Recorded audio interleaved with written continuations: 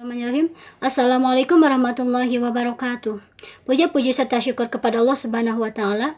Tidak lupa salawat dan salam semoga tercurah limpahkan kepada Nabi Muhammad SAW dan kepada dosen statistika yaitu Bu Irena Puji yang saya hormati. Di sini saya akan memaparkan tentang penyajian data. Penyajian data dapat disajikan dalam berbagai bentuk. Tetapi di sini saya hanya akan berfokus pada dua bentuk saja. Yang pertama yaitu tabel distribusi frekuensi dan yang kedua yaitu histogram. Tabel distribusi frekuensi merupakan alat pengujian data yang berbentuk kolom dan baris atau lajur, yang mana di dalamnya termuat angka-angka yang dapat menggambarkan pembagian frekuensi dari variabel yang sedang menjadi objek penelitiannya. Tabel distribusi frekuensi ini terbagi menjadi dua bagian. Yang pertama yaitu relatif dan yang kedua yaitu kumulatif. Untuk yang relatif,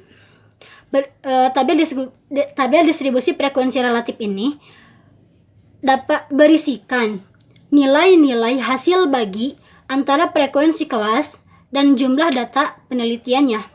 Jadi distribusi frekuensi ini dapat didapatkan dengan cara membagi frekuensi dengan total data yang sedang diteliti.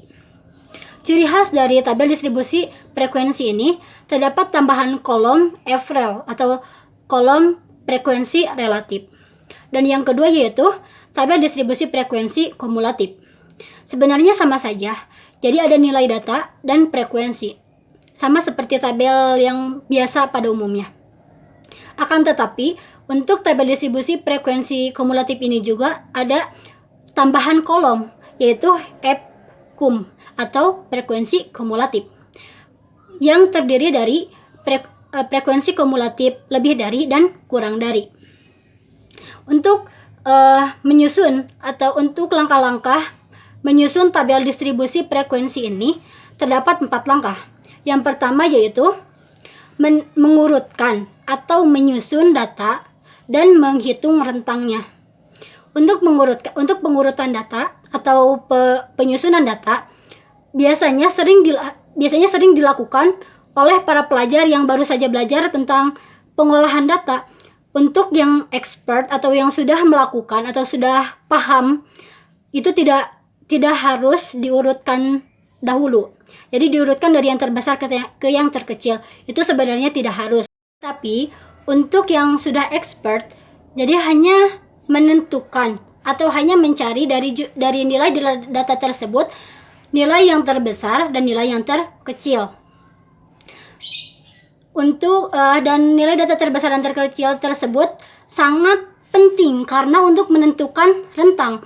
Karena rumus rentang yaitu X max dikurangi X min.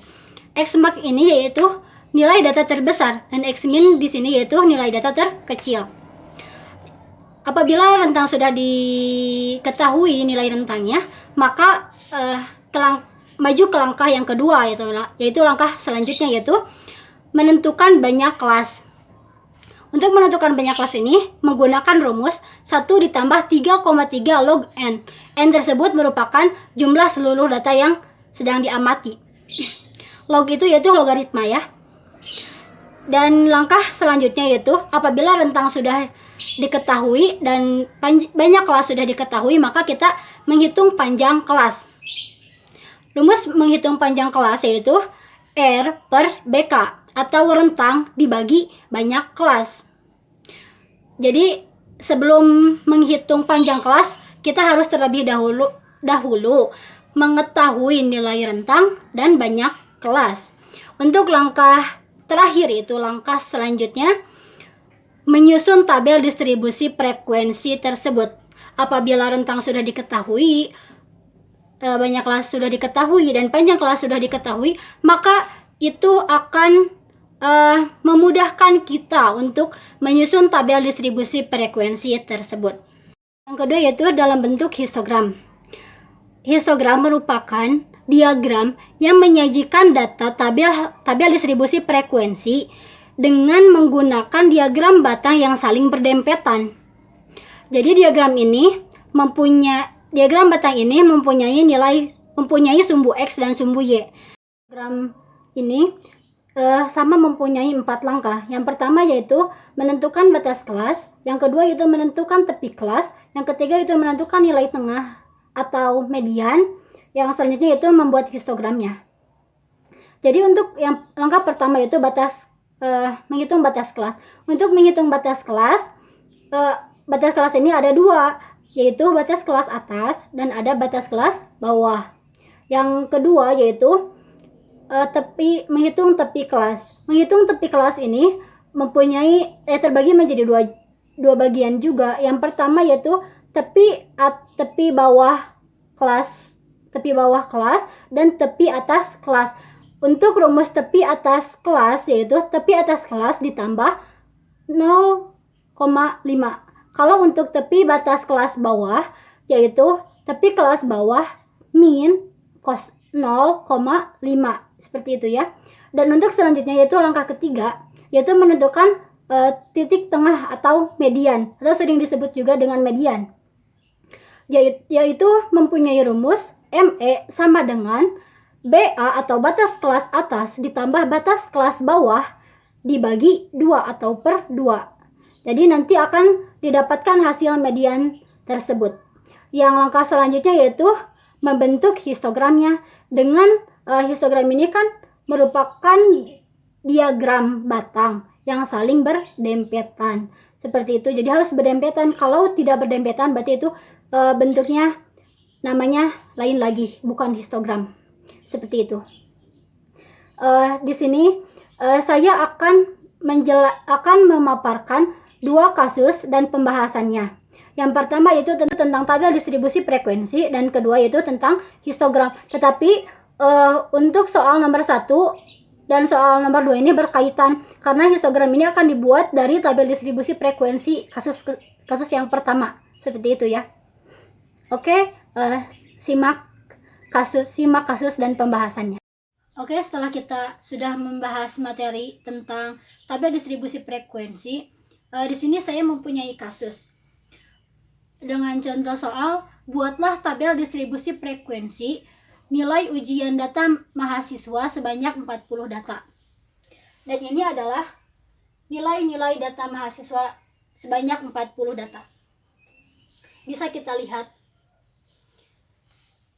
di sini untuk membuat tabel distribusi frekuensi, yang pertama yaitu menentukan X maksimalnya dan X minimalnya. X max dan X min ini yaitu nilai data terbesar dan nilai data terkecil. Kita bisa lihat. Cari di sini nilai data terbesar dan terkecil. Ini adalah nilai data terbesar dan ini adalah nilai data terkecil. Nilai data terbesar yaitu X max sama dengan 42 dan nilai data terkecil yaitu X min sama dengan 18. Dan jumlah N ini yaitu jumlah keseluruhan data yang kita akan buat tabel distribusi frekuensinya sebanyak 40 data. Setelah kita mengetahui X max dan X min ini, maka yang selanjutnya yaitu menemukan atau menghitung rentangnya. Dengan rumus rentang yaitu X maksimal dikurangi X minimal. X maksimal ini yaitu 42 dan X minimal ini yaitu 18. 42 dikurangi 18 yaitu 24. Yang selanjutnya yaitu menghitung nilai banyak kelas interval dengan rumus 1 ditambah 3,3 log N. N di sini kan sudah diketahui ya, yaitu 40. Dan 1 ditambah 3,3 log 40. Log 40 itu hasilnya yaitu hasilnya 1,602. Kita kerjakan sama-sama.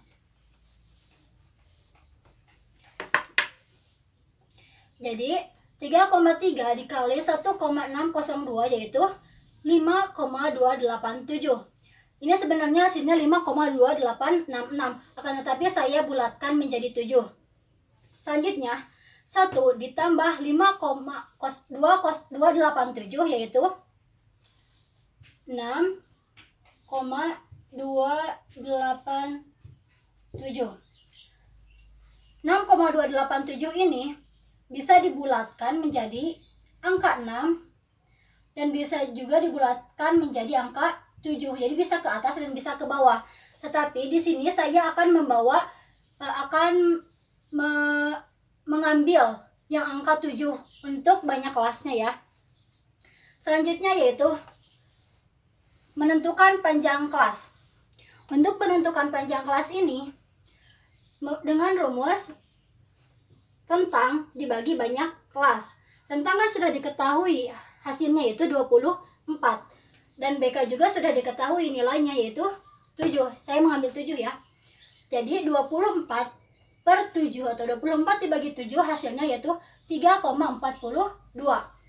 Di sini 3,42 ini bisa diambil ke atas atau bisa dibulatkan ke atas dan bisa dibulatkan ke bawah. Jika dibulatkan ke bawah itu menjadi 3 dan jika dibulatkan ke atas itu menjadi angka 4. Dan di sini saya akan memilih 4, nilai 4 ini. Untuk panjang kelasnya yaitu 4. Jadi rentangnya yaitu 24, untuk banyak kelasnya yaitu 7 dan untuk banyak kelasnya 7 dan untuk panjang kelasnya yaitu 4. Langkah selanjutnya yaitu membuat tabel distribusi frekuensinya. Seperti yang sudah kita lihat. Jadi di sini saya sudah selesai mengerjakannya. Akan tetapi di sini saya akan membahas kembali. Bisa kita lihat nomor di sini merupakan banyak kelas. Banyak kelasnya yaitu 7. Maka banyak kolom di sini harus 7, tidak boleh lebih ataupun kurang. Kecuali kalau kita memilih 6, maka di sini harus sampai kolom ke-6. Seperti itu ya. Dan untuk data di sini saya menyusun dari angka terkecil sampai patokan ke angka yang terbesar. Seperti angka terbesar yang sudah ditentukan gitu. Untuk data ini kita mulai dari angka terkecil yaitu angka 18. Nah, untuk 8 data ini kita tambahkan ke panjang kelas. Panjang kelasnya yaitu berapa? 4. Jadi 18, 19, 20, 21. Jadi 18, 19, 20, 21. Panjang kelasnya yaitu berapa? 4. Jadi 18 sampai 21. Dan selanjutnya dari angka 22 ditambah 4 lagi. Untuk panjang kelasnya ya. 22, 23, 24 dan 25.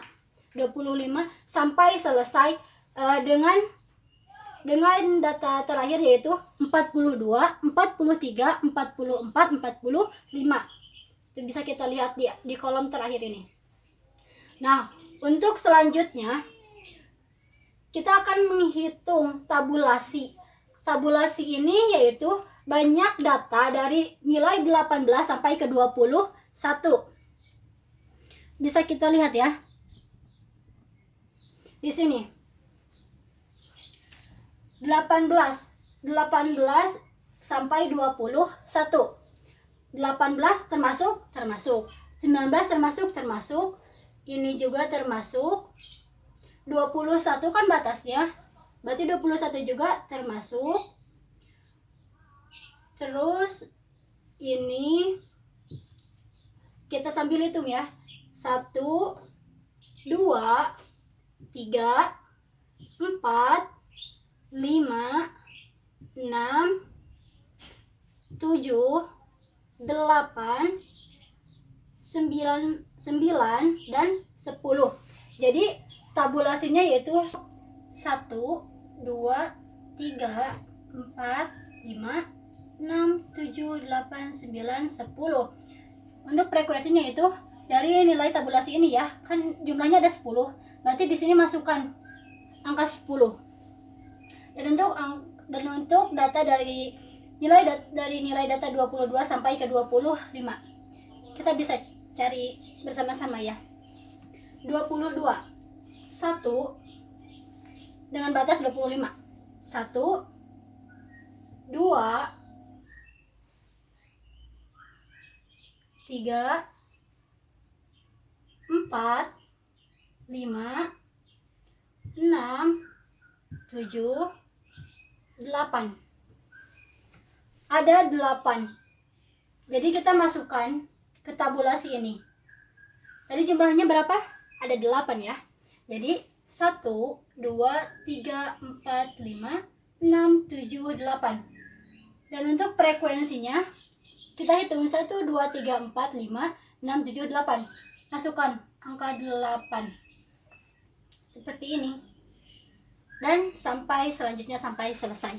Jadi untuk tabel distribusi frekuensi itu seperti itu mengerjakannya.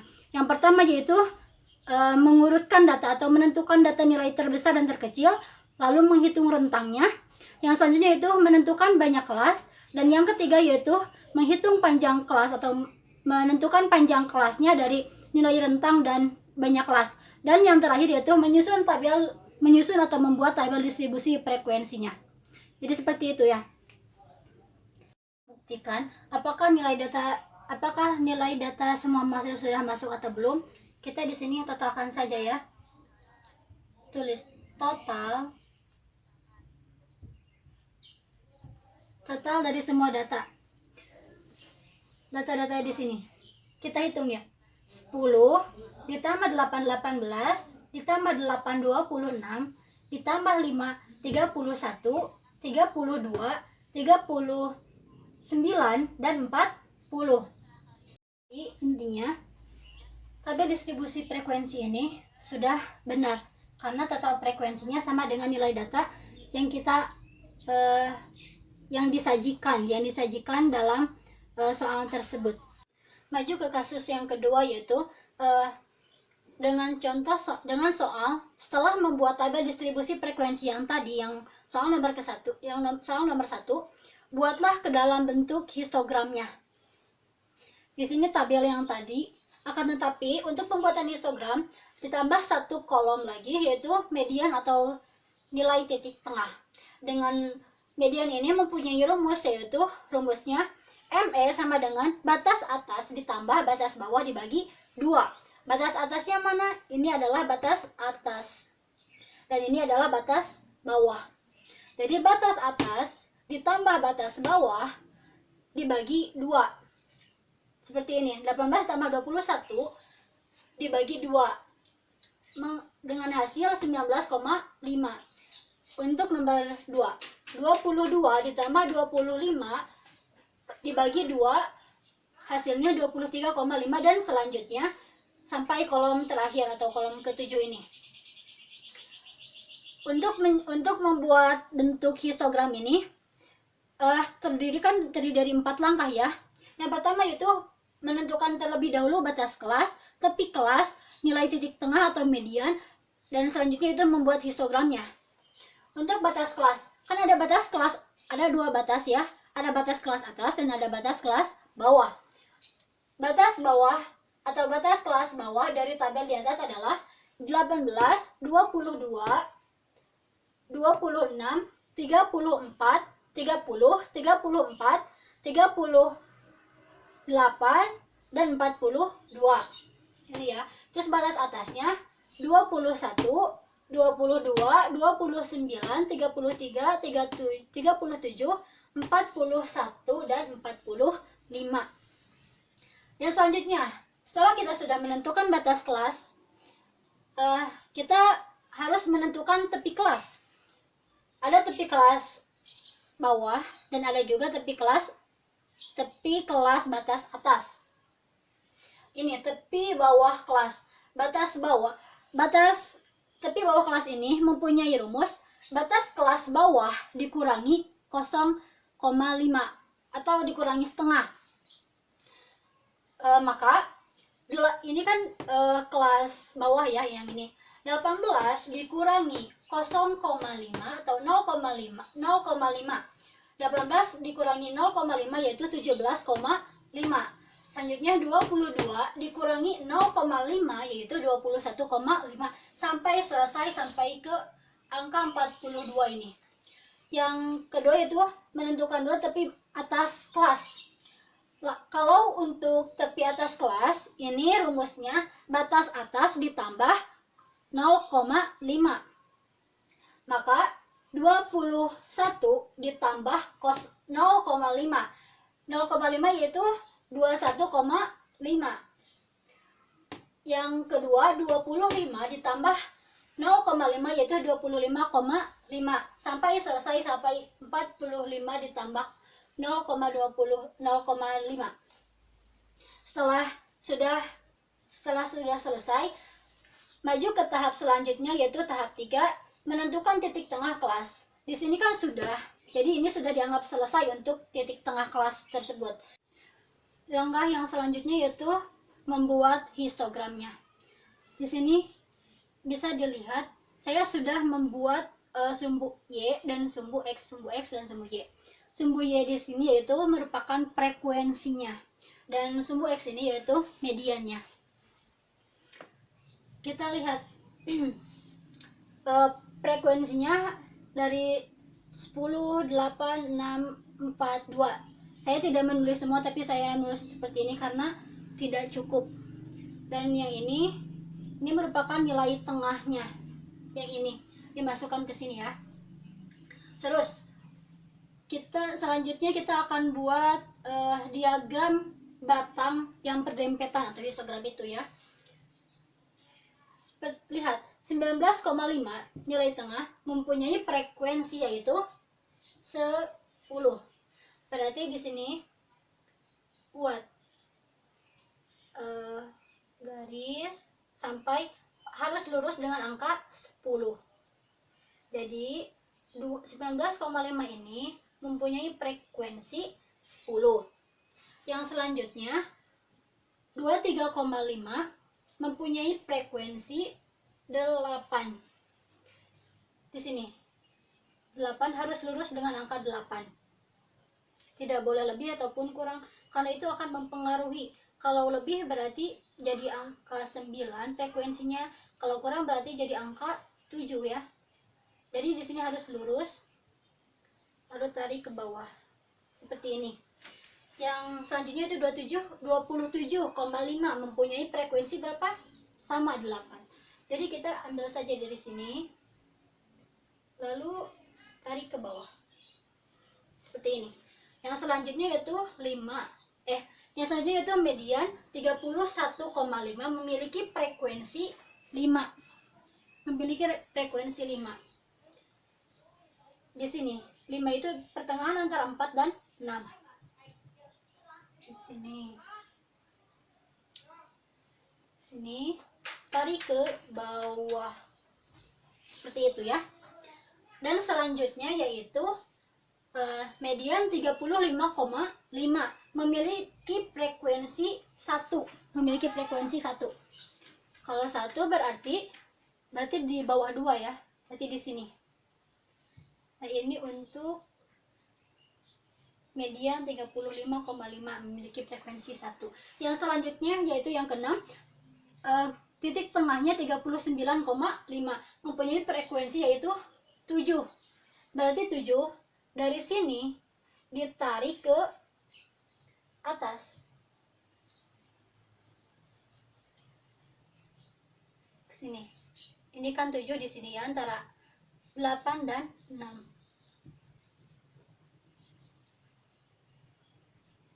Sini tarik ke bawah.